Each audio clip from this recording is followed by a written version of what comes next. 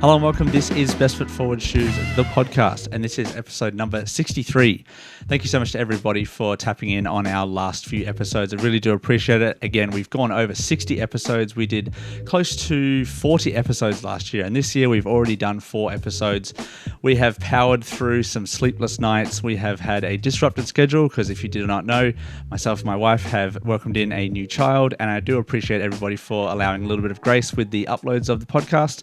It's been a fun time. It's been a tiring time, but today we are very, very happy to have Mr. Adham Abousalem, Chef Doomy on Instagram, returning guest. Thank you so much for joining me. I know you have had also a very busy start to the year. You've moved house. You've been to All-Star Weekend, which is one of the topics which we will talk about today, talking about some of the events that you went to, some of the New Balance kind of activations, basketball, obviously a little bit of chat about the New Balance kind of, the All-Star Weekend as an overall sense. I am obviously also a basketball fan. But yeah, it's been a crazy start. How has your experience been so far for the last 2 months of the year? Yeah, it's been crazy to say the least. Just a lot going on at once. I'm hoping finally getting to a point where it kind of settles down a little bit. Mm-hmm. Yeah, and for anyone who wants to go and see any of Adham's content, you can go check out his videos, Instagram posts. His Instagram will, of course, be in the description. You can go and check that out. We followed him as he went to All-Star Weekend. You did a fair bit of traveling last year, but this year you made a big move. You moved to a different city. How has that been, especially with a family, moving all of your massive sneaker collection? Yeah, it's tough. Like I've moved a few times growing up, and those moves in the past were pretty intense too, just because they were across country borders, like between Canada and the US. But this is the first time where I really did like a move that was across states. And, in my mind, I was like, oh, it must be a little bit easier because it's at least within the same country. But no, it's just as stressful. And not even thinking about the family aspect of it, just all the coordination, the packing, getting to the new place, unpacking. There's always something you have to worry about, and it's just really stressful overall. Yeah. But finally got a little bit settled. Unfortunately, I am not there right now. I had to come back to the Bay Area just to wrap up a few things, but, hoping to be back very soon. Yeah. And then, get settled in the new place and get back right into it with content and really being focused on sneakers again.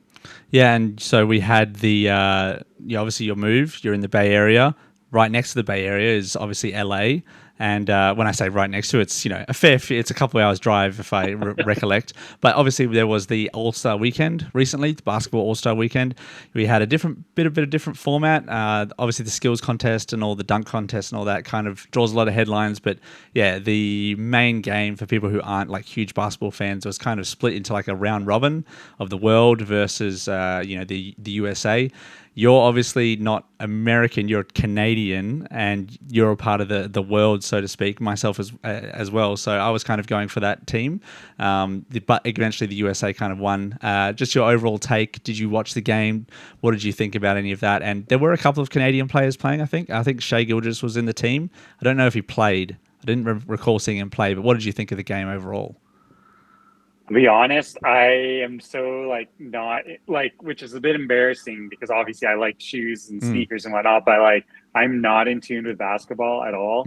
And for me, going to All-Star Weekend really primarily focuses on just like the activations by brands like Nike, Adidas, Jordan Brand, New Balance. They all tend to do different activations around All-Star Weekend, and that's kind of been the theme. So I feel like a lot of my attention was more on the product, the activation, the community, and networking, much more than the actual All-Star game itself. I felt like that a little bit as well for an event that recently happened here in Australia. It was the Australian Open. Obviously, tennis is a very different sport from basketball, but there was a lot of focus on turning it into more of a festival. Instead of just purely about the tennis. And I think they've actually seen like record numbers not just coming to the tennis, but coming to the events around the tennis. And if people don't know, Melbourne is like the sports capital of Australia. And they've got, a really good infrastructure, and they've got pop-ups, and they've got parks, and they've got restaurants all around their whole sporting precinct in the middle of the CBD. I'm not sure where all of these activations were, but I would assume that LA kind of turned into a bit of a hub for a lot of the fashion, like Adidas, Nike, as you said, Jordan. They had all activations and stuff. Do you see more people going to those events and being interested and kind of bypassing the kind of actual basketball aspect of the whole event?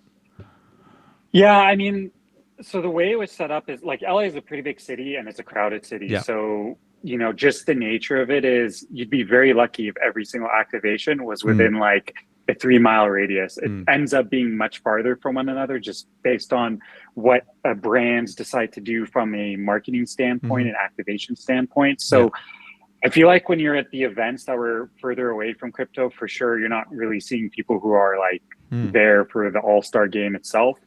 Now, the Foot Locker activation was actually right at LA Live, which is right in front of Crypto Arena. And I still feel like most people that I saw were there just for, those activations and not really for the game. So it's kind of interesting. It's kind of shifted from this focus to basketball to being more of like a cultural event, which is really interesting when you bring up Australian Open, because I felt the same way that I think brands are starting to tap into the idea that, hey, like, how can we expand our reach? Well, the answer is don't make it just focused on the sport, make it focus about everything and the whole culture around the sport, because people can unite not because they know the sport in detail and know how to play the sport, but just the atmosphere that the sport can bring. Yeah. I feel like a lot of our fashion styles sometimes tap into what these athletes wear in these different sports. So I think brands tap into that and use it as a marketing opportunity to promote new product, bring people together, network, and grow the community. Yeah, you've seen, for the one that kind of stands out to me, and of course we're going to chat a little bit more about New Balance, but the Hellstar and Adidas kind of event took a lot of my focus. That was kind of everywhere on Instagram. Hellstar, of course, being, where they have a superstar last year at the Complex Con. They did a collaboration on that, and now they've did another one on the superstar model, and they've also done one on the AE2. I believe this was the first collaboration we've actually seen on Anthony Edwards' second basketball model. And yeah, that was kind of everywhere. That was the one that kind of stood out to me, that camo print. How do you see not just Anthony Edwards, because he was also a star in that game as well. He was one of the driving forces of the USA kind of fight against the world, so to speak. What did you think that Adidas and Hellstar and of their whole activations over the weekend? Yeah, I think Adidas and Hellstar, I think it's a really good collaboration. It brings some new flavor to the space. And we really saw that with the first collaboration they had at Complex Con, where they had the black and white superstars. Yeah. And I feel like this collaboration specifically just tapped into that same style, but with a different colorway, which was, the camo color. Yeah. The Adidas, and then also you have the Anthony Edwards pair, which I think actually technically is the second collaboration. So the first collaboration was on the AE1, which was the cloth flame pair, but that was, I guess, like an FNF. And this one is like kind of like the first general release, which I guess was on an AE2. But I didn't really get a chance to explore the activation in full because it was kind of part of the Foot Locker activation. And I was kind of quick in and out. I really wanted to see, Andy Dutton, shout out at 80 Sneaks, like just wanted to say hi because he was in town. And, he's a good buddy, good friend. And which I was honestly bummed about because I really did want to get the superstars. I like I said, like Hellstar is doing something really different, and I find it pretty cool to see what they're doing and what kind of flavor they bring. Yeah. And I think Adidas is, with their collaborators, are starting to really tap into that niche space. Like you have Hellstar, you have the Spider collab as well. Yeah. So it's just cool to see that. Yeah. Yeah. And Hellstar obviously being a Los Angeles based brand and obviously rising, and they've got a lot of fresh seemingly fresh ideas, but it also has a bit of a retro feel as well. Like it kind of goes back to those old school Flames logos, like that you'd see on, something like Pimp My Ride, when they try and paint a car. Well, it just reminds me of that early 2000s with those paint graphics. Those are really, really cool. We did also see a couple of releases. There obviously was a pop-up, I think, of the Adidas Jellyfish, trying to tie that into my recent pickup. There was the Adidas Jellyfish kind of made its debut around the time of the All-Star weekend. This one being the blue colorway. There was also a full black colorway. You have also gotten a pair of the Jellyfish. You didn't get this pair, unfortunately. I saw that you struck out on a lot of those, but you have the orange pair. Initial thoughts for those wondering. For regular listeners of the podcast, of course, we kind of talk about our pickups mostly of the last week or month. This Jellyfish is one of the best sneakers that I've ever gotten. Like, honestly, it is a pretty penny. Yes, I will admit that it does cost a lot, and I have been making a fair bit of content around shoes that are they worth the price, seemingly, of the New Balance 1890 from Action Bronson. And those ones I don't think were worth the price. Somehow, I think that these are. Not just for the, I suppose, social cachet that it gives you in a way, but also it really is unlike anything I've kind of felt, and it's incredibly well constructed. It's very cushy. I'm excited to kind of wear them throughout the winter time. It's a little bit chunky and yet also still breathable. It's unlike anything that I've kind of felt, seen, held in hand, put on feet, all of those things. I've kind of heard your thoughts about them, but what did you think about this blue colorway and also the black one, seeing as they're both kind of connected in the same release?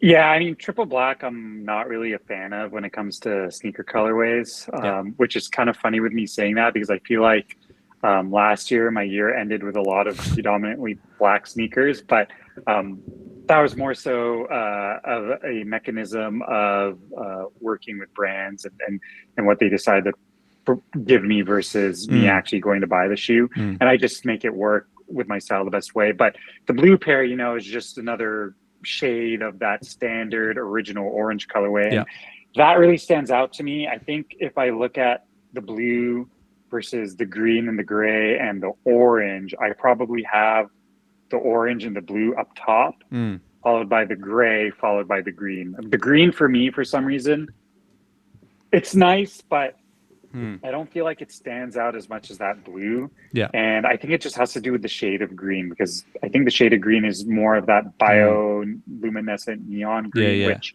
I guess makes sense because it glows in the dark, and it's also like a jellyfish. Like, it's the right shade of green, but it's not the shade of green that I'm personally attracted to. Yeah, exactly. I think that there's, it's a darker blue. It kind of, again, it glows in the dark, which I have not yet seen in person. I've seen photos of it, but yeah, I'm keen to see, kind of get them out in the sun, then come home and kind of see that glow in the dark kind of aspect. But yeah, it's a nice kind of navy blue, almost a royal blue. I think it would be, more of a royal blue if we're going to be specific about it. But yeah, I would probably agree with you where I would put the grey and the green probably below. And I think I spoke to you about this before, but we had releases of the Jellyfish last year, and I was on the fence about picking them up, but I also kind of wanted to wait for the other colorways that we had seen, like this blue, simply also because I wanted to wear it a bit more in winter, like with baggy pants and kind of thing.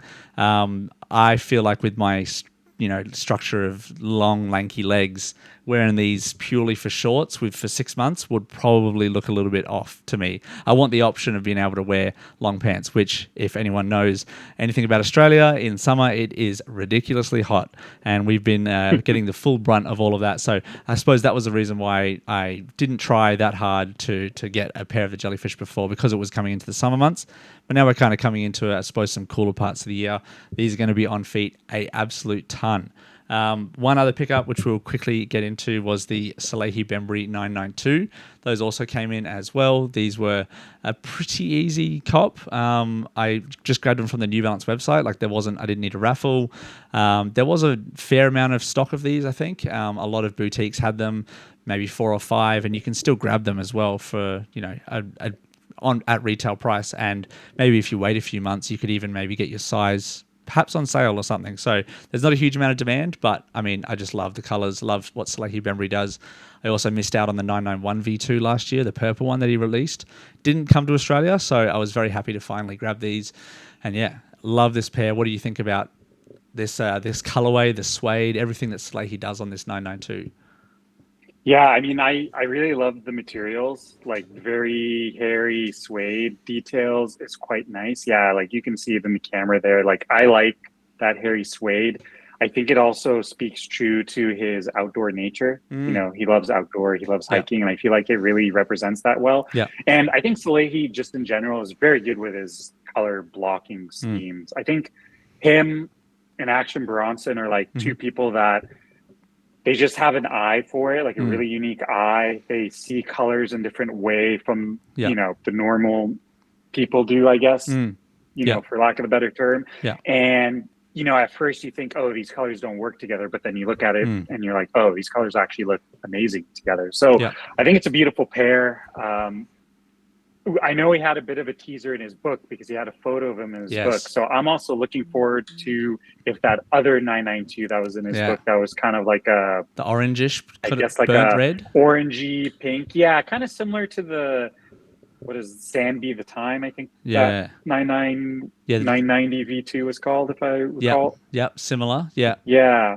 It looked like that similar color palette. So I'm also very interested to see what those end up turning out like if they release. And there's also a couple of different, it's not only like the pale kind of greens and blues. You've also got a little tiny hit of the pink.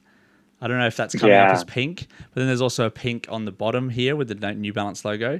And then if you can look closely, you can see his fingerprint. It has his thumbprint. Yeah. So like you got the classic, it's hitting all the Salehi kind of notes. So yeah. Really, really nice. And I'm really excited to kind of style these and see how they feel. I'm sure, obviously I haven't put them on. I literally got them yesterday. But you know, 992s definitely my favorite, one of the most comfortable New Balance models you can get. And I suppose going back to what I said about Action Bronson and the price, these were 380 Australian dollars, which is 220 American, I think. And I can see why they cost that much because of the premium kind of materials. And there's literally no QC issues. I cannot see a loose stitch anywhere. Like nothing is wrong from what I can see and felt so far. Whereas compared to the 1890 from Action Bronson, which was $350, and it felt like everything on the shoe was kind of faux synthetic materials. I just don't see where the price difference is coming from. Like, why is that shoe, which is a made in Asia model, you know, where's the difference? And so I think this one for me wins out, not only for the construction, the comfort, the premium materials. Just the price point I feel like is worth more on these than the $350 Action Bronson 1890s. Do you have any, I suppose, kind of thoughts about both of those colorways that he released on the 1890? I think the Hornets, what is it called? The Tusk? Hornet Tusk, yeah. Yeah, the Hornet Tusk, like that pair to me is what spoke to me more than the Cyborg Tears. And I think it just has to do with the upper material. I really like the mesh knitting on that is nice. Hornet Tusk. I think that really gives it a more elegant look, more kind of like refined style. And the color blocking on that one suits my wardrobe way more. I don't think the Cyborg Tears is necessarily bad in the sense that it's like an ugly colorway, so to speak. I think the colorway works and the material and the intent works. Is just not for me. And one of the things I noticed with that pack comparing to the 1906 pack is kind of did the same thing where each colorway was a different material focus. So, you know, the 1906 had that uncaged kind of look, the Rosewater, I should say. The Medusa was that really like kind of thick, open mesh that gave you that 3D illusion. And then the Scorpios was kind of like a mix of all these different materials, right? And it seems like he kind of did the same concept here with the 1810 where you had Cyborg Tears was more of like that, I don't know what you'd call it. It's like a puffy, it's almost like a puffy synthetic mesh. It's like a puffy synthetic mesh, whereas the Hornet Tusk is more of that open mesh. And we all know there's a rumored third colorway, so I'd have to imagine that rumored third colorway probably taps into different materials. But I'm guessing when that pair releases, if it does, it's going to be exclusive to Action Bronson as opposed to what the other two were available globally. And both of those pairs were not only available on his website, but also did come to the New Balance kind of regular boutique retailers. It wasn't even a raffle. It was like just here you go, first come, first served. And they're still especially the blue Cyborg Tears pairs are still sitting around in every size. So if you really, really want to grab them, you can still grab them. It's just for me, it was the price and these two shoes were kind of the main targets. And I just think it was a cluster. I suppose it's happened a couple of times last year where there was just so many shoes coming in like a big bunch. It was just hard to kind of pick and choose, and I suppose have to, pick your battles. And I think that this, I'm very happy with the fact that I picked this one. Let's just say that. Yeah. Yeah. Very, very nice. It seems like February year to year is becoming more of a heavy release month. Like I noticed that last year too. It was one of the first years in a while where I felt like February was heavy, and this year it's the same. So I think that's just going to be the trend. Yeah. And including in that release dates, we saw the kind of Fragment Union collaboration on the Jordan 1. I've spoken about it on a bunch of podcasts before, but we did see the release date and it was available for different boutiques. Like Australia has 1 or 2 different raffles going on. I think in February 28th is like a kind of worldwide Nike.com.au release. The Sport Royal pair, which was actually one that I decided to enter in on Armor Maniere and won, was pretty exclusive. I think there was less pairs of that than the Varsity Red. The Varsity Red pair was supposed to be like 50k pairs. I feel like that's a lie. I'm sorry, but I think there's so many pairs going up on so many different raffles. I feel like unless they really allocated it in little different quantities, there's a lot of pairs of that Varsity Red pair. Yeah, so the Varsity Red was intended to be like the general release pair. So, I mean, I don't know what the numbers are, but it was intended to be the general release. Whereas the Sport Royal pair was specifically Union and then allocated to basically black and brown store owners, which is why it didn't make it to a lot of boutiques, right? Like obviously the Whitaker Group boutiques, that's a black owned boutique. And then I think there is Somewhere Official is like black or brown owned. And then I think in Australia, I don't know if any of the Sport Royals made it out there. I think just the Varsity. Yeah. Just the Varsity Red is it's like Nike.com and also a store called Supply Store, which is like the tier 0 Nike releaser. So, but no Australian releases for the Sport Royal pair. Yeah, so that's Sport Royal just because of the nature of how the release was intended by Chris Gibbs. It ultimately ended up being something that was more on the exclusive side. And then, of course, you have the most exclusive pair, which is the black-white pair, which was, I guess, intended to be that limited. So apparently, out of the 3 pairs, the black-white was like the Hiroshi design pair. The Sport Royal is the Chris Gibbs designed pair. And then the Varsity Red is supposed to be like the combo of the two. Gotcha. And I think also the way those shoes were released kind of speaks into that, right? Because Hiroshi is always about that limited. And so that's what the Panda pair was. It was limited. And then, Chris Gibbs is always about the culture, the community, and like supporting black and brown owners. So his pair kind of spoke to that. And the Varsity Red, the combination of the two is the pair that, it just goes to everyone because it's a celebration of their partnership. That's the way I see it. Obviously, I don't want to speak on their behalf, but I feel like with the release method, given who designed what, it kind of just works together, No, I understand. And I'm not saying that the Varsity Royal pair is not any good. I think the combo of, the classic Chicago red with the, Fragment blue, and like it's a really, really good pair, and it's probably one that, people are going to remember very fondly when it comes to the end of this year. And, it's going to be pretty exciting for people to get them in hand, of course. It's a piece of the Union Jordan 1 legacy. I'm just excited that I kind of got the one that I wanted.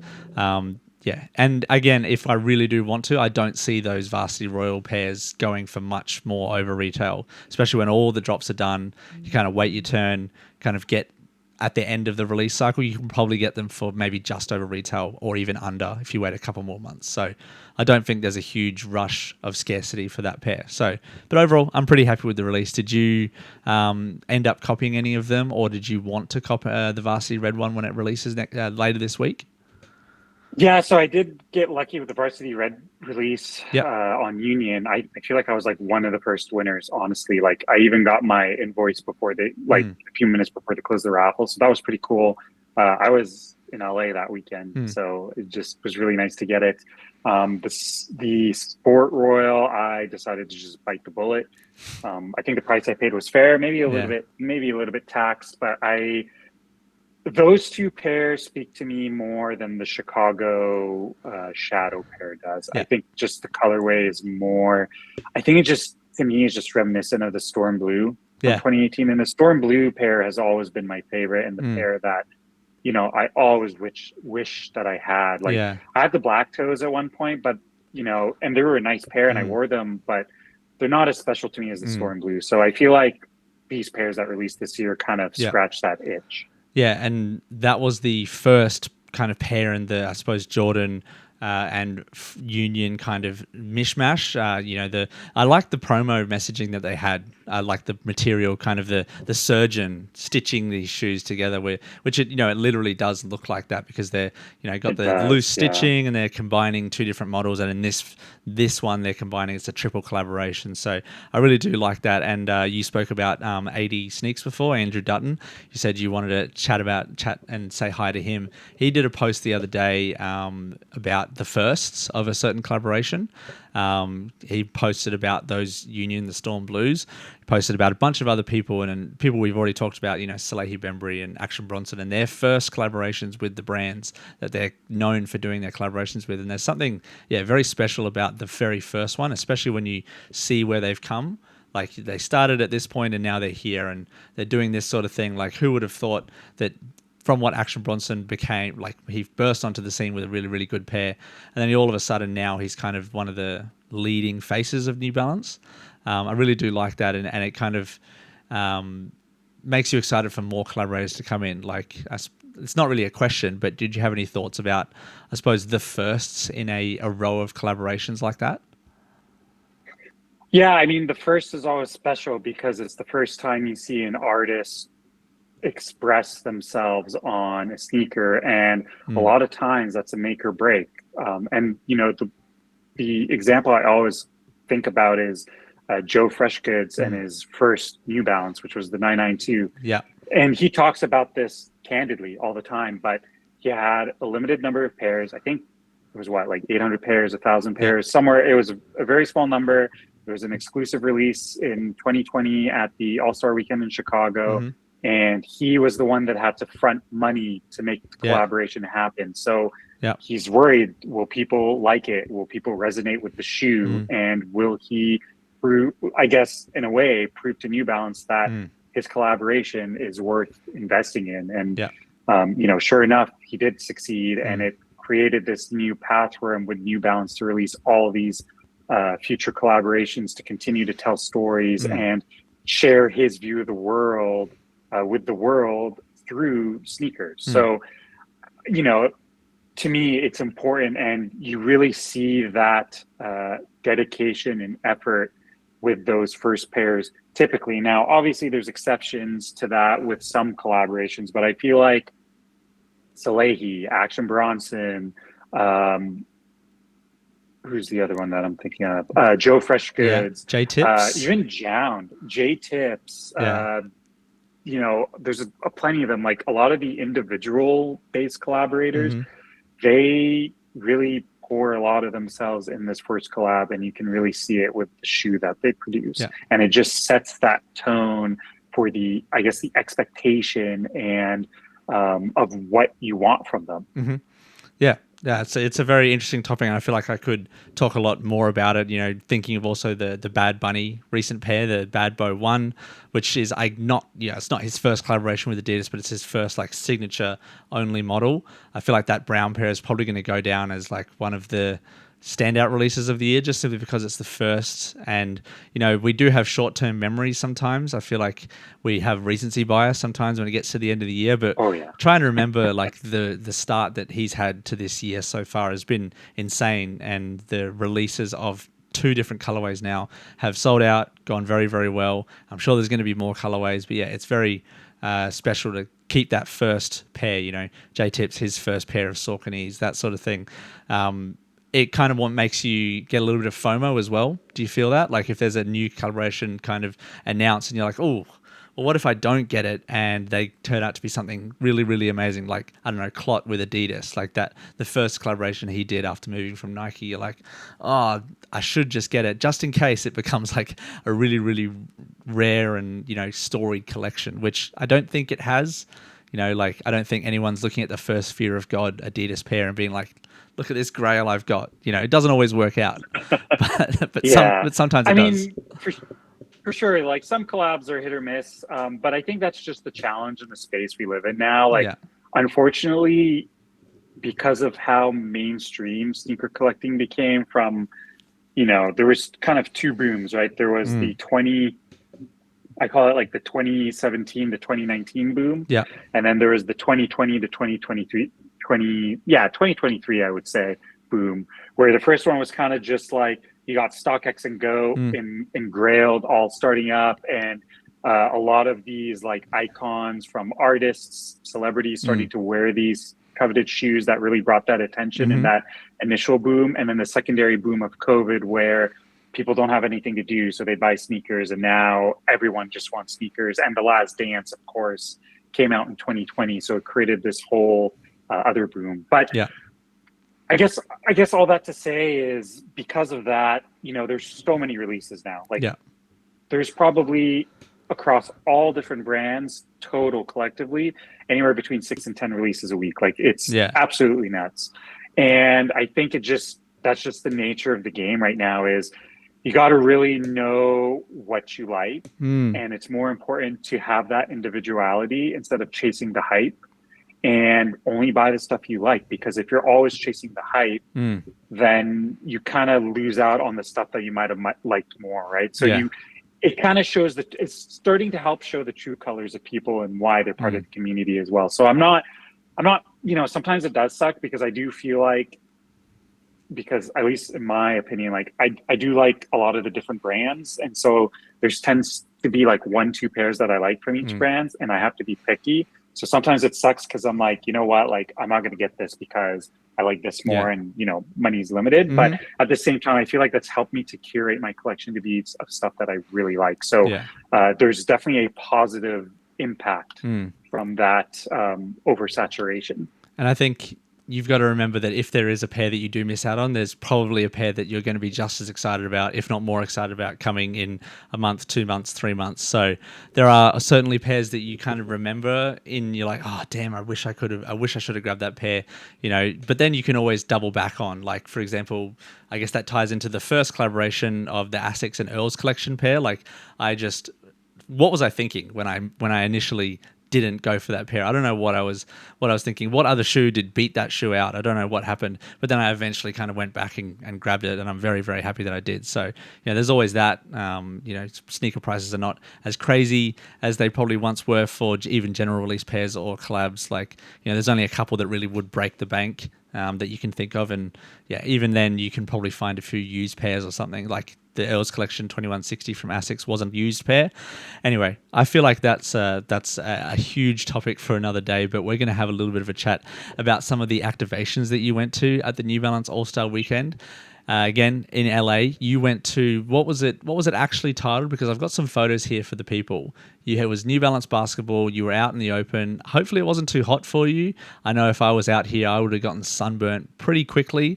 But it was like a park run around. You can obviously see the palm trees there for LA, looking beautiful. Yeah. And then you saw some really cool sneakers there. So give us a rundown of what this event kind of was, and who did you see and what did you see there? Yeah, so it was a beautiful day, but it was winter. So it wasn't like boiling hot. I think it was like the perfect temperature, like in the 60s. So for the non-Americans, that's probably like, 15, 20, maybe 20 degrees, but more around 15 degrees. But New Balance basketball took a different approach than a lot of the different activations. It was let's not sell product, let's do something for the community. So they took over Lafayette Park, and they actually refurbished 2 of the basketball courts that were there, made it all New Balance branded, set up bleachers and everything. And then they had like local, they did it for 2 days, and I went on the first day, which was the Saturday. So they had like, I think they were, I assume they were local teams that they basically gave them free New Balance basketball footwear and clothing. And they just played, games. It was like 3-on-3 or 4-on-4 games, and just played. And It was really cool. You had to sign a waiver just because, there was obviously it's open court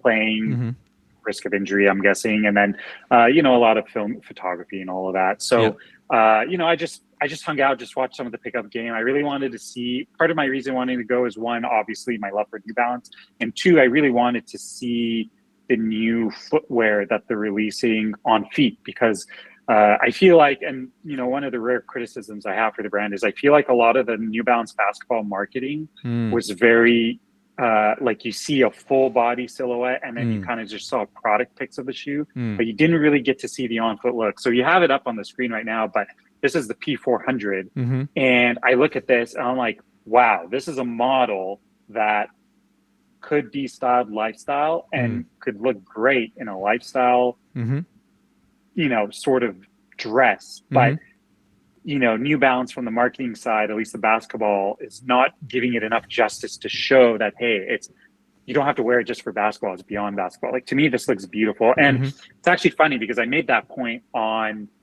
Twitter when I took this photo and I posted it, and a lot of people disagreed with me, but also at the same time, I picked up with a lot of engagement. I think it was one of the rare tweets that I got almost 2,000 likes on. Like it got a lot of attention.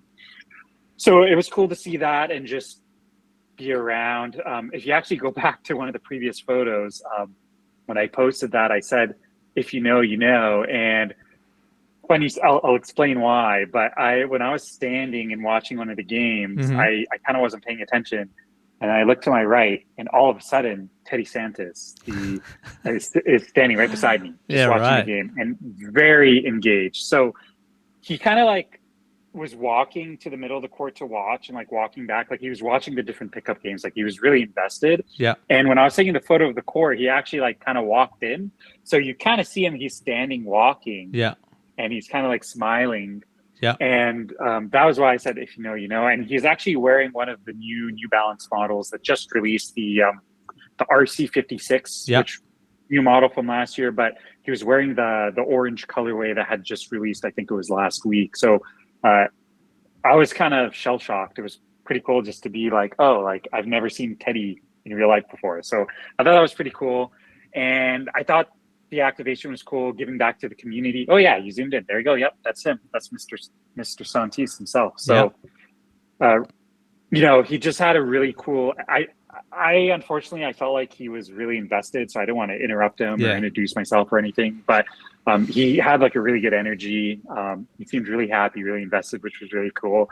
It kind of gave me a bit more appreciation of New Balance and how they pick their collaborators. So obviously, Teddy, he leads the lifestyle. He's the creative director, and I mean, he loves it. It seems like he's really invested in it. So I thought that was pretty cool. Yeah. And so New Balance, other than all that, there was free food, free water, all of that. So overall, a really fun and cool event. Nice. I only went the one day. They also did Sunday, but I think Sunday they had more of a focus on Clutch Athletics and their new collaboration that's coming on the new model, which I guess is called the AC Runner. Yeah. Yeah. So, but anyways, it was a really cool event. I liked it. I enjoyed it. There was, and you also said you saw a lot of really cool footwear as well, some pieces that you were like, wow, well, not only from Teddy Santis having that RC56, but also what were some of the other pairs that kind of stood out to you and made you kind of stop and have a look?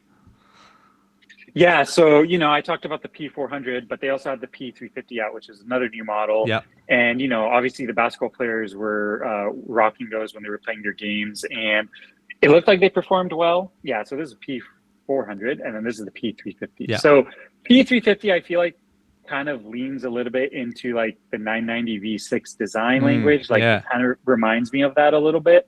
The P400 seems a bit more of that athletic basketball shoe look, but both looked great on foot. And, like I said, I think they could look good if you wear it in a lifestyle sort of outfit. Yeah. I think this year and seeing these models in the event, it's kind of that result of extra investment that New Balance put in the basketball line over the last 2 years. I don't know if you know, but I had noticed that some of the lifestyle employees that used to work in New Balance lifestyle kind of migrated to basketball. Okay. And I feel like now we're getting to see their effort in the last few years is now coming to fruition, and now we're seeing what they've been doing. And this is kind of like just the start. I feel like there's going to be a lot coming with New Balance basketball. Yeah, there's some people who absolutely swear that you should not wear basketball sneakers as a lifestyle kind of shoe. They're like, it's a hard no. But like, I mean, I see people here in Australia even like wearing the Ja Morant 3s, Donovan Mitchell's shoes from Adidas. The A1s. The AE1s. So like some of the AE1s, not so much the AE2s for like lifestyle, but on the court, like people wear the AE2s all the time, and they're pretty readily available, great colorways, and like you can wear them on the lifestyle end, maybe if you want to size up just a little bit. But yeah, I think that you can definitely be wearing basketball shoes for lifestyle. I mean, every Air Jordan retro model was once a basketball on-court shoe. So, you can just kind of easily go and switch the different lanes. But I also feel like New Balance had a bit of supposed to take it to a basketball sense, an actual on-court sense. They had a really strong presence in the All-Star game. You had Tyrese Maxey, or New Balance athlete. You had Kawhi Leonard, who was arguably the best player in the entire game, New Balance athlete, probably having one of his best seasons of his entire career. The baseball season's about to start. You've got two-time world champ Shohei Ohtani. He's their number one baseball athlete, possibly their number one athlete of all, like out of their entire roster. They've got other women's athletes, Cameron Brink from the WNBA. They've got lots of different people, and I feel like they really picked some strong people. Not everyone would have picked Tyrese Maxey to be their kind of signature athlete. He's kind of blossomed into an all-star. Kawhi obviously was kind of a known product when he came to New Balance. But yeah, I just think that they're not only putting out good lifestyle models, but really getting a good showing on the court. During the All-Star game, I think obviously there's 10 players on a basketball court. There was 7 Nike or Jordan athletes, 2 New Balance and 1 Adidas. So I think that's a good representation of the market share at the moment, but I think they're trying to push that to be a bit more 50-50 split, if you know what I mean. Yeah, for sure. Yeah. And New Balance just released a report saying that they grew their revenue quite a bit again. I don't remember the exact numbers, but it was like a 2-time, I don't remember. They basically were able to do the same thing they did last year. So they're growing quite a lot as a brand as a whole. So, and I think basketball obviously will become a huge part of that, at least this year. Yeah. Alongside their other segments. But I mean, you're right. They're trying to grow their market share. And I think a lot of people in the last few years really pay attention to New Balance as that sneakerhead brand. Yeah. And now soon to be performance brand. I think, at least with basketball, they're going in the right direction. Yeah, and they've got the couple that we showed you, the P350, the P400. They've also got, as you spoke about, the AC Runner. You've got a few different colorways. I think there's 1 or 2 that are available currently in Australia. Not a hugely wide release on these. Like, they're kind of slowly drip feeding them, but there's a few different ones. I'm not sure how big the availability is in the US at the moment, but these are a few different colorways that have kind of stood out to me, bright colors, and then also going for that nice toned down gray, but with a little hit of that kind of orange, the little green neon hit. I think these are a bit more of a mix between lifestyle and performance. Like, are these supposed to be a running shoe, or are they more of a hybrid, almost like a CrossFit kind of shoe, if like combining different markets? Yeah. My understanding, and maybe it's not so clear, but they're not part of New Balance lifestyle. Like they are considered part of New Balance basketball, but they're not in. I don't think they're intended to be like a basketball performance shoe. I think it's supposed to take elements of basketball design, but more for like casual wear. It's kind of interesting. They look cool though. Obviously, I feel like the post that really blew him up was from Eddie Wynn. Yeah, I was gonna say, Eddie Wynn. Yeah. Yeah, shout out to him. He's a really nice, down to earth guy, and his post of the orange is what really got people's attention to it again. Yeah. I feel like it kind of released quietly, and he's the one that made it obvious. He gave it the viral moment, and I want to try a pair personally. That gray pair is what speaks to me the most. I know Eddie had the orange, but I think the orange is just a bit too loud for me. Yeah. I feel like the gray pair is the one that I can make work, Yeah. Yeah. Shout out Eddie Wynn. Hopeful future podcast guest. I've been trying, but we'll keep asking. But he's obviously a busy man. He's got children. You've obviously given up a fair amount of your time for this podcast, which we always appreciate. Not only moving house, having a family, and all that, and myself going into that kind of fatherhood kind of space, I can kind of understand the time crunches. So I suppose as a tangent, that's one thing that fatherhood's kind of, even though it's been a month, has kind of taught me, is like a little bit of like patience and understanding of people with kids as well. If people say they've got a dog and they're like, oh, I've basically got a kid, I'll be like, no, you don't. It's not the same. It's absolutely not the same. And dogs can be challenging at some points. They do things, you can't communicate with them, you can't make them do anything sometimes, but yeah, it's nothing like having a kid. It's also a different connection level, like a different level of like love for a child, and worry as well. Of course you do worry about a dog, but you kind of they can't do a lot. Kids, especially as they grow, you probably know, you've got a child that's a bit older than me, you just worry about kind of everything that they do. And not to get too sentimental, but I think that he's definitely changed my life a huge amount, and I'm sure you can attest to that. Yeah. It's I can. Everything you said is exactly how I feel. Yeah. About being a father first time and having my kid, and it's really changed my life. Yeah. For the better. Yeah, and especially all the people who are listening who are also dads, or anyone who wants to be, future dads. I'm sure that you can ask people, sneakerheads on Instagram. It's kind of a way that you can connect with people through a shared interest, and then you can also talk to them about certain aspects of your life. Ask advice, ask tips, information, all that sort of stuff. It's a really good community, and I think sneakers kind of allows people to create more of a community than just talking about the specifics of sneakers. But it's a good insight, I suppose, that you've given us to the New Balance lifestyle / basketball range, and then also some basketball. But I want to get a little bit deeper into the lifestyle range. And you spoke about the man before, Mr. Teddy Santis. We had a teasing of the New Balance Made in USA line from season 9, they're going to say. I'm just going to go through a couple of the previous seasons here. So you can see, I think this was season 1. I'm pretty sure I've done this in order. And I suppose if you wanted to give me a couple of shout outs as to which ones you kind of like the best. I know this isn't the best image to be able to see all of them. Oh, yeah. But there's a few here. I gotta okay, yeah. I think this one was where you had a lot of the V3s and the bottom. So I think there's 3 standouts here. So obviously the bottom right V3s, both of them were good. I can't remember the names. It's been so long. But and then also the Sea Salt. Yeah. I think the Sea Salt 990 V2s in the top right. Those were, I think, standouts. Sorry. For sure. Yeah, 100%. This was kind of, I suppose, pre my interest in New Balance, to be honest. I kind of came in, 2021.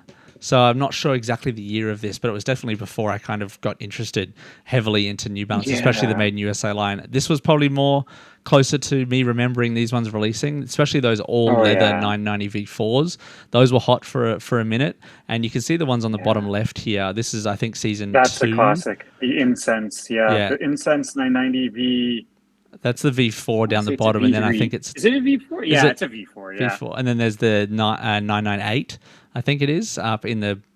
I see it now. Yeah, middle left. It's a 990 V4, and that Incense one is a special player. Very special. I think to this day, a lot of people talk about that pair. It's a really nice colorway. Well, it actually reminds me of a couple of colorways that are coming up in the most recent one. There's a bit more of an olive theme in a couple of the pairs coming up. But as you kind of look through the kind of history of the pairs, you can kind of see the design language of calm, muted earth tones. And I think they've still leaned into that, but they've also decided to bring some extra special flavor. This was a couple years ago, some very nice 990 V6s in here. Yeah, that 990 V6, I think they call it Mindful Gray is the official name. Yeah. That's one of the best 990 V6 colorways to release. And I stand on that. Even with Action Bronson's pairs, that Mindful Gray is one of the best colorways to release in that model. Absolutely. 100%. Yeah. And this was probably my favorite pack out of all of them. I asked you before to kind of grab some of your favorites. My absolute favorite of all of his, I suppose, Made in USA line is the 990 V4 Arctic Grey. I'm hovering my mouse over it, but you can't see it, but it's up in the top. Yeah, as you can see, the 990 V4. That is one of those ones that slipped through the cracks that I never managed to kind of grab, and I really wish I should have. I really wish I could have. Absolutely love that pair. You got some nice 993s in this as well, but a lot of grey in here, not a lot of color. Maybe one or two color special, loud colorways. But what do you like of this season? I'll be honest. I am going to say that this pack was not one of my favorites. Yeah. From Teddy. I think just the colorways for me didn't speak much, and I also at the time wasn't too into 993s. Like, to me, 992s is like one of my favorite New Balance models in the Made in USA line, and 993s, like, they're not bad, but these ones didn't quite pique my interest. And honestly, a lot of these pairs in general didn't pique my interest. But doesn't mean the pack is bad per se. Yeah. For sure. And there was this was one a little bit later on. I grabbed a couple of pairs of this. I didn't keep all of them, but I grabbed a couple of the 993s in this pack. They were really, really nice, especially that brown pair. That's my favorite for sure. Down in the bottom right. This pack was really well done. Yeah. So the one right beside that, the 993, which is the driftwood. Yeah. That's one of my favorite 993s that I own. The suede is so hairy. It's just such a nice colored pair. Mm-hmm.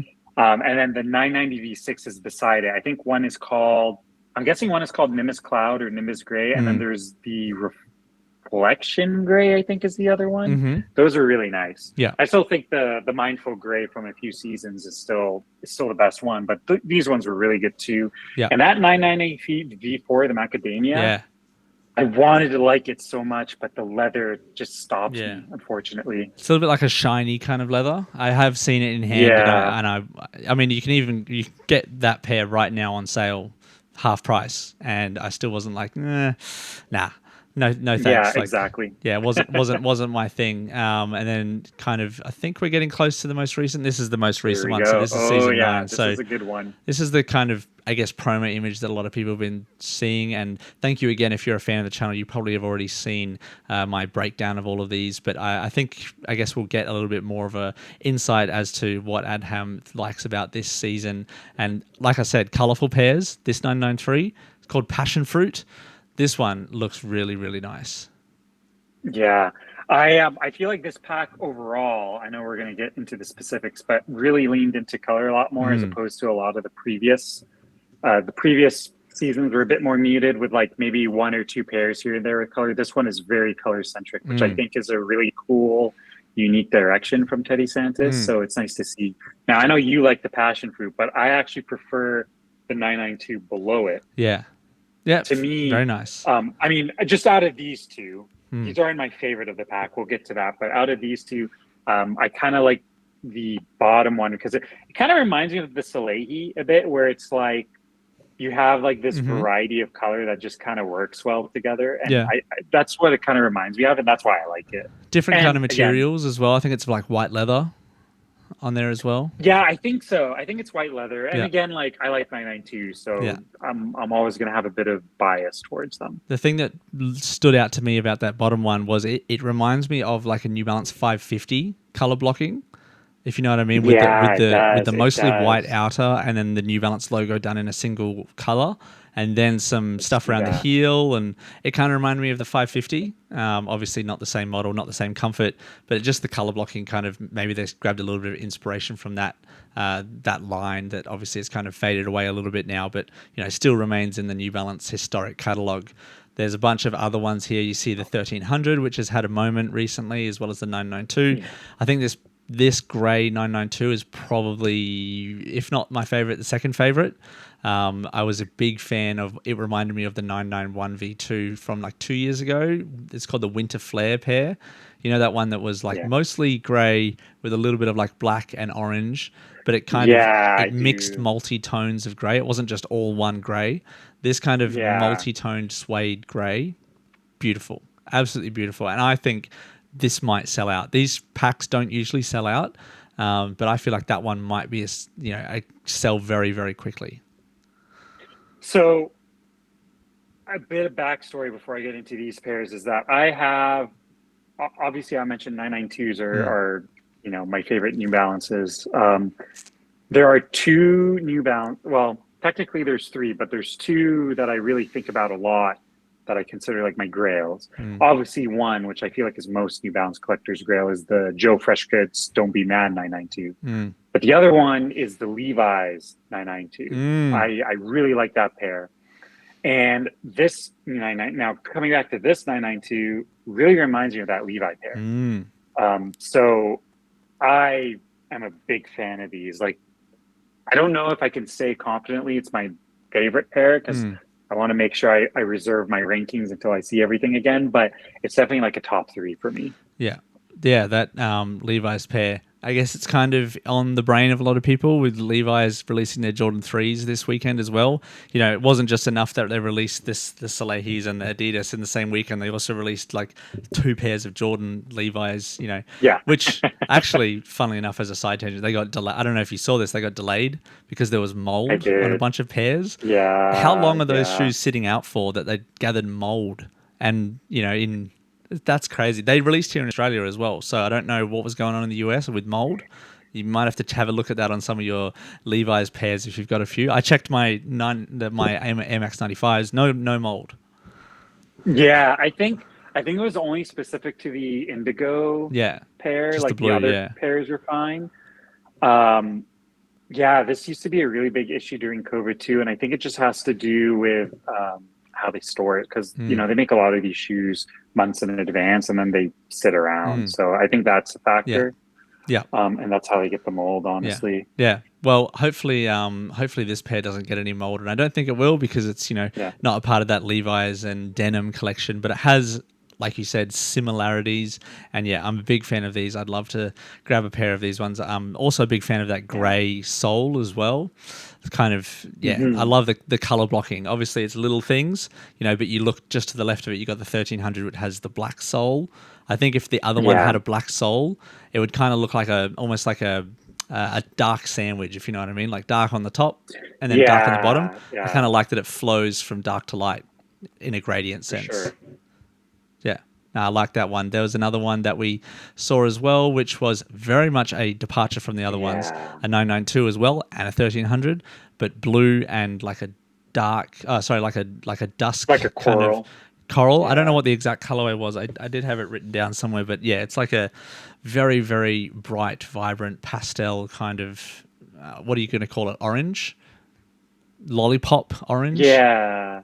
I guess so. Yeah, I was thinking coral, but it's kind of like a bright orange. It's these pairs are really nice. The colors kind of remind me of that, like, what is it, like 80s vintage sort of color. Like that's what they kind of remind me of. That 992 is really nice too, color wise. Yeah, the blue with the yellow and the little bits of green on the end cap technology there. Very, very cool. Yeah. Big fan of that. That would probably be one that I would swap the laces on, though. I'd probably would like to see even like a yellow lace to make that pop, or even a green lace, kind of just making that pop kind of thing. But the 1300, obviously you saw this pair and then you saw the previous grey one.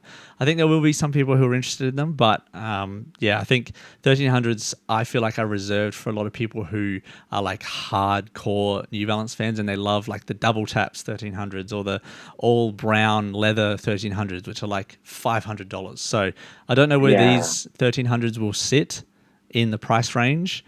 Like the 992s obviously will be up close to 380 Australian, 240-ish US. 1300s I'm not sure because it looks like it's suede, not leather. So we'll see about that one. But these are releasing roughly in around June, July of this year, probably in the summertime.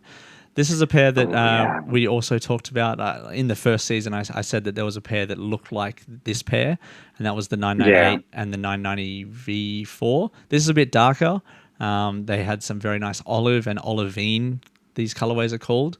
I really dig these pairs, especially that 992. It's very, very strong. These two pairs are some of the top ones too. Another favorite model of mine is the 990 V4. So I really like this one, and I really like the green. And then this 992 is nice. The only thing that makes me hesitant on buying this 992 is because I have the Moonrock pair from last year, and I feel like it's not exactly the same, but it's a bit reminiscent. So it's hard for me to justify getting the 992, but the 990 V4 is very nice. I love the color of the orange, of the olive. Now, I did see someone mention that if the if the midsole was like a sail instead of a green, it might pop a little more. And I thought, yeah, that'd be cool. But I feel like they also look great like this. Like I would buy this. Like it looks beautiful. I'm not sure about the kind of naming of the colorway as well. It does look, to me, it looks a little bit more matcha style than perhaps olive. Maybe it's the color. Maybe it's the color filters or like the color white balance to get a bit, photography nerdy. It kind of looks a little bit lighter than what I would consider to be olive. But yeah, you got that one, and then the 992 here. The thing that sells me on this one is the gum sole. That's something that I'm a big sucker for, is a gum sole. Huge fan of that. Gum sole's nice. Yeah. And then you've kind of got the brown, I suppose, on the tongue as well. I don't know if it's brown or if it's, but it's just a very nice overall color scheme. And, the gum sole, which we saw on like the Up There 991 V2 last year, great. Absolutely love it. One of my favorite aspects of any sort of New Balance release. But that's kind of all of them. But this is a bit more of a close-up. I suppose we saw them in, the two packs, those photos, those are what they're going to be releasing together. So that 992 and 990 V4 are going to be releasing on like the 26th of Feb. And then this one and a few other pairs, I think at the same time, are going to be releasing in a month later, 2-3 weeks later. So staggered releases. I'm sure you'll be able to see it if you're tapped into either myself or Adham's Instagram, or even just the New Balance kind of Instagram.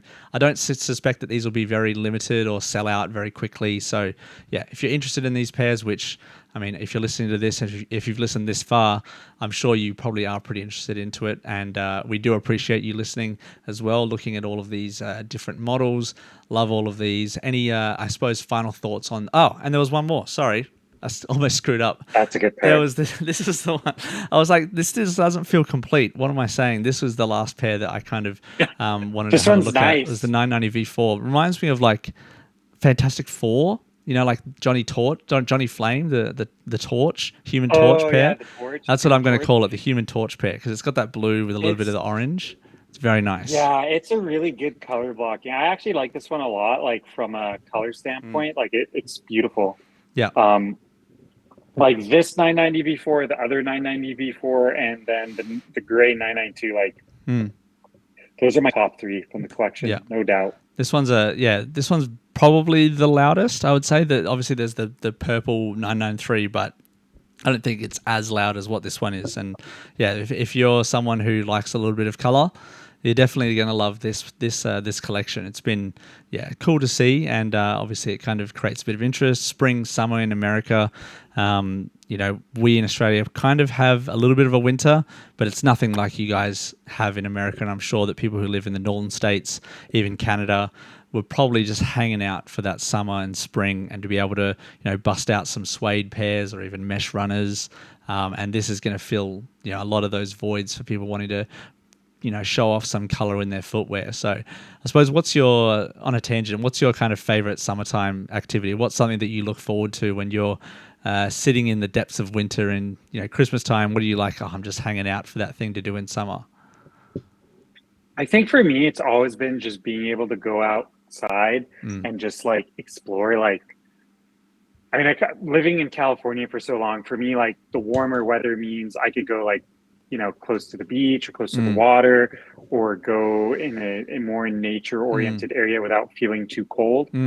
So that's kind of what I really look forward to. I'm not a big like activity guy like I used to be, but I'm hoping now with the move being in Seattle and more in tune with nature, that will change over the years.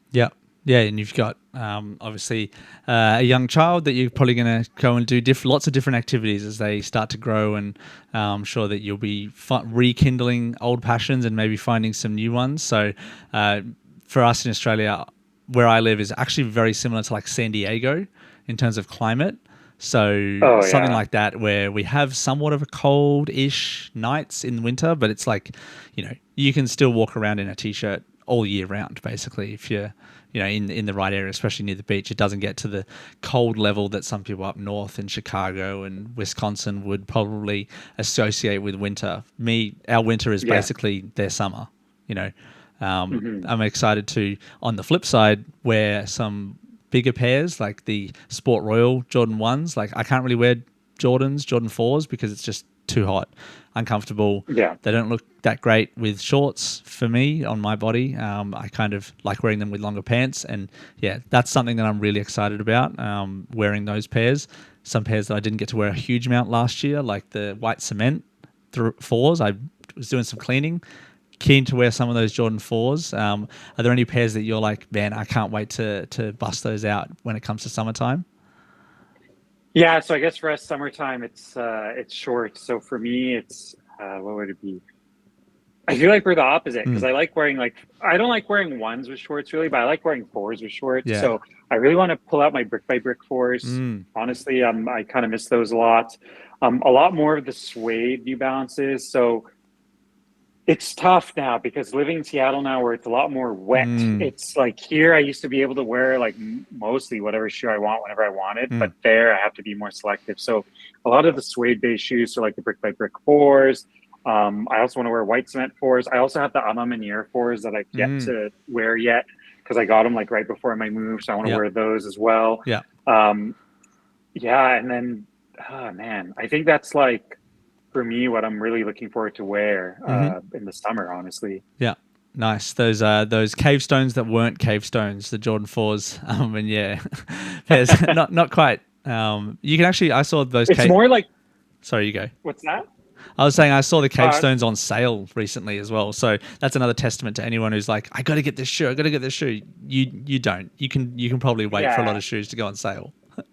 Exactly. And for me, the cave stone, when I saw them in hand, I was like, they're nice, but like I didn't really feel them. Yeah. The Adham Abousalem 4s for me were like way more luxurious. The chocolate color was really nice. So I rather have had those over the cave stone. And I got them on sneakers. So that's to me a win. That's sometimes people, I suppose, think that sneakerheads are like elitists because they're thinking, oh, I just want the collaborations. All I get is collaborations. It's like, well, a lot of the time that's where they put a lot of their effort and their quality materials into those models. Like, you know, with, say, for example, the 204L from New Balance, I didn't like any of the materials. And then I grabbed the basket case 204Ls and I was like, these just have so much of a better feel than the other pairs. So, you know, yes, we like the collaborations, but it's because they oftentimes put good stories behind them and good materials. So there's kind of a reason for it, so to speak.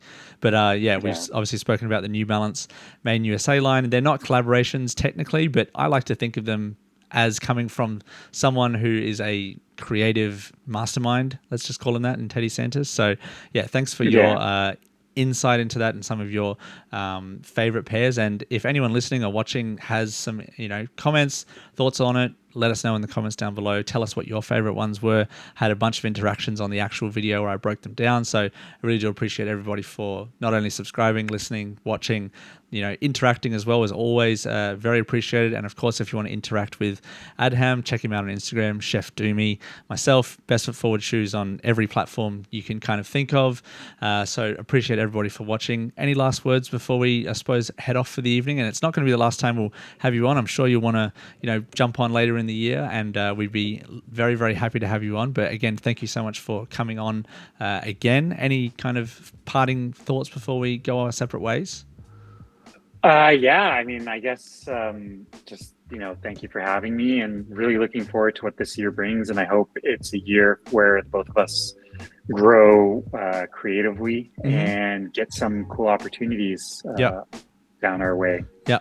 For sure, man. And you've already had a few awesome creative opportunities, and I'm sure you're going to create a good space up there in Seattle where you know, can feel re-energized and maybe see some awesome new outfit picks, shoe picks, all of those sort of things. You know, fresh space, fresh perspective, fresh pairs of shoes. So thank you again, everybody, for watching.